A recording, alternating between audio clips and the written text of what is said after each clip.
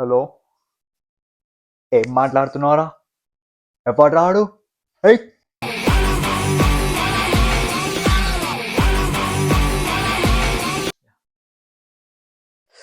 ఈడేంటి ఇలా వస్తున్నాడు? హాయ్ అర్జున్, ఏమైంది ఇలా వచ్చావు? అదే హైక్ గురించి మాట్లాడదాం అన్నావు కదా. అర్జున్ కమ్ ఆన్ మ్యాన్, ఈ హైకులు ఇంక్రిమెంట్లు ఇవి కాకుండా వేరే టాపిక్ లేదంటాడా? గౌతమ్ ఈడ అసలు మన సైడేనా? 60% హైక్ ఇప్పిస్తా, మేనేజర్తో పోయి నేను మాట్లాడతా అంటాడు. అసలు ఈ టీంలో నువ్వు ఎందుకున్నావు నీకే తెలీదు, మళ్ళీ నువ్వు దానికో leader. If this is how it is, if this is how it will be, నేను వేరే కంపెనీ వెళ్ళిపోతా.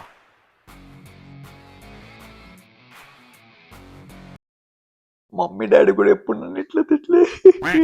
టామీ గారు నీకు ఎన్నిసార్లు చెప్పాలరా వర్క్ అవర్స్ అయ్యాక డిస్టర్బ్ చేయొద్దని చెప్పి?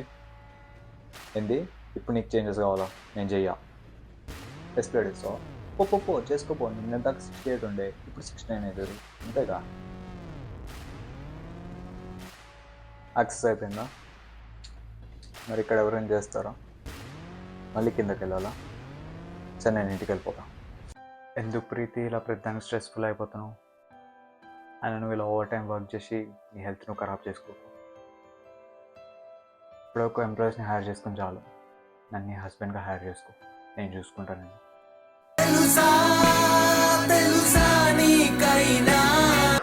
అర్జున్, మన ఆర్గనైజేషన్ రీస్ట్రక్చరింగ్ వల్ల కొన్ని రోల్స్ తీసేయాల్సి వస్తుంది.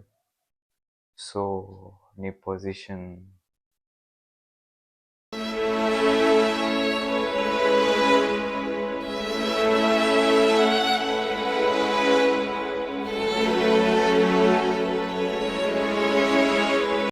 అర్జున్, నాకు నీ బాధ అర్థమవుతుంది, but frankly I don't care.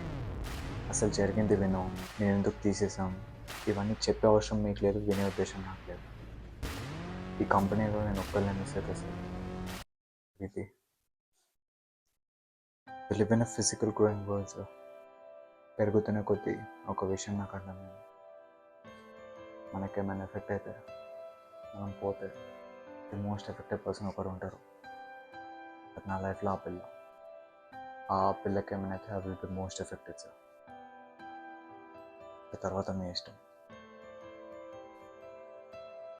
రే, నేను లే ఆఫ్ చేసిందే ఆ పిల్లరా. ఏం ప్రీతి చెప్పలేదా మీ వాడికి?